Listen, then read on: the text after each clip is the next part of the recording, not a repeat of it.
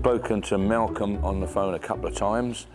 He's got some really interesting stuff, one of which is a pre-war BSA, which apparently went over with the expeditionary force at the outbreak of war. And of course, the equipment that they took over there was abandoned. And this was one of them. I think we're going to maybe look at or pick up 4 bikes. But this one bike is the star. Like many collectors, Malcolm Barlow has spent happy years putting together a treasured collection. This has never been actually really restored. That was followed by some traumatic years in the full knowledge that he was eventually going to have to sell them, including his pre-war BSA J12. These are the rarest BSAs you'll ever come across. They were made in very, very limited numbers, and this one was supplied to the RAF under a special Air Ministry contract. It was sent into Belgium. When the troops had to come out, they just left everything. They just jumped into a truck or whatever. The pilots would jump into their aircraft, fly them home, and everything else was left. The bike remained exiled in Belgium until Malcolm found out about it.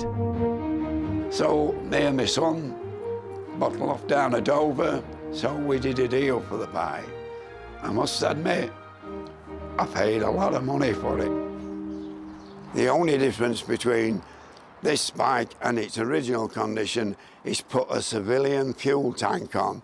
This bike would never have had a chrome tank with the ministry. To get the bike's wartime provenance nailed down involved getting hold of military intelligence. I was eventually put in touch with a man who is a freelance military writer, and he replies to my letter.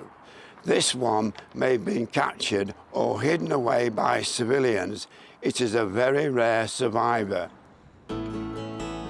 I've spent a lot of years collecting these motorcycles and others, but at the end of the day, old man time does catch up with you. And unfortunately, having recently gone through cancer treatment, I am not the man I was. So it's time to let them go to somebody else and let them enjoy them, and especially this iconic bike, it wants preserving and saving.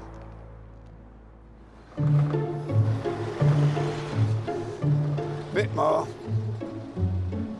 What a driver, eh? What a driver. Straight in, not even, I didn't even have to have a shunt. How about that, eh?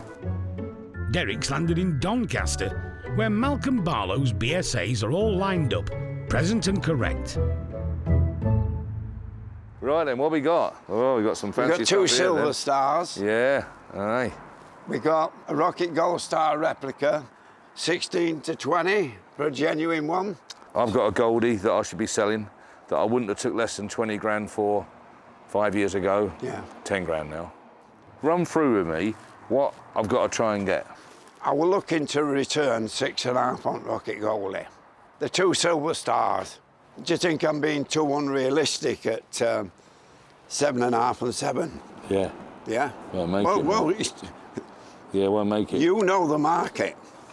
Yeah, won't make it. You know the market. Come on, talk to me. Yeah, but you ain't going to like it. 5.5 grand. 5.5 grand. It's a bit of an insult, I know, but it's fact, I'm afraid. What about that end one, then? Well, this is going to be the Marmite one. Is it? See This that is bit, one yeah. of 200 of a War Department one. Yeah. And it's stamped with War Department numbers. This is one of only 2 that's known to exist. Obviously, you firmly believe that it was military and it went over there, Well, or whatever it might be. It can't be anything other than military. What you got aimed for then, Malcolm? What sort of money? About 26. Come and see a restored one. If you like to spend 30 grand on that bike outside there, that's what you'll end up with. This is also a BSA J12, but not the military version, which is the one people want. The chances are it will be genuine, it will be right, but there's nothing to back it up.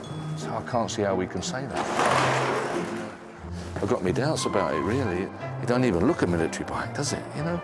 If it was there in khaki at a military tank... No, I'm not convinced. I'm not convinced, sorry. Rocket Gold Star, replica. What did we put this one in at? 6.5 plus. Yeah, that's it, 6.5, it's money. It's a cheap bike if it got sold for that. These are a long bike, aren't they? The remaining old guys are buying lightweights, you know, bantams and downwards. They just can't lug these about, and I don't blame them.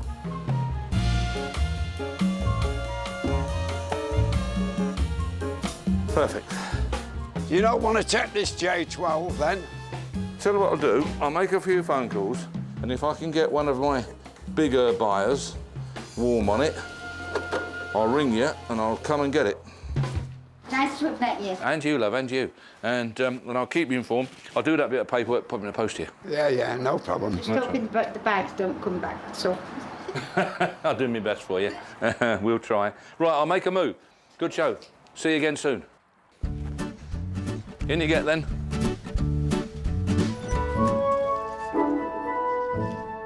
The wartime BSA has made it, and the classic car film units are busy with the promo for the auction website. Alan's going to do a marvellous video on this BSA. Hang on, I'm just having a look at what I'm supposed to be saying. Right, are you ready? Yeah. Right, folks, just in with us, this BSA J12 1936 overhead valve 500cc V-twin. Very rare bike, a lot of history with it. It's got a clutch, Hang on, Reg. advanced retard, dip switch. They wouldn't have lights during it while though, would they? Because there'd be a blackout, wouldn't there? Front shade of candle. Or gas. No, you'll take candle bells. And the candle bars, yeah. So headlights, a candle, and this is candle bars at the back of it. We're getting after in this end, aren't we? We're not professionals, but we get by. If selling bikes was as easy as riding them, Derek would be well in. The wartime BSA is up for auction with the kind of history he dreams about.